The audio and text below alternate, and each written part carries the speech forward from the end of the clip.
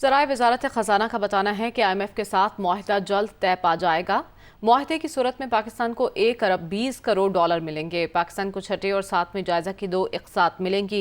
IMF ने मुंतखब नुमाइंदों के असासाजात पब्लिक करने का मुतालबा भी किया है। मज़ीद तफसीलात जान लेते हैं। शुएब निज़ामी हमारे साथ मौजूद है। शुएब, मुतालबात कुछ सामने आए हैं IMF की जानिब से, क्या इन मुतालबात के पूरे होने के बाद किस्त का इजरा होगा? जी, जो दो मुतालबात जो है वो नए सामने आए हैं। एक तो ये कि जो जितने भी मुंतखब नुमाइंदे हैं उनके असासाजात जो है पब्लिक किए जाए। ये पहले ही पाकिस्तान में पब्लिक किए जाते हैं। इलेक्शन कमीशन की वेबसाइट के ऊपर तमाम के तमाम मुंतखब अरकान जो है उनके असासे जाहिर किए जाते हैं। तमाम जो सरकारी मुलाजमीन है ग्रेड 17 से 22 तक, और उनके लिए जो असासाजात हैं वो इनकम टैक्स गोशवारे में जमा किए जाते हैं।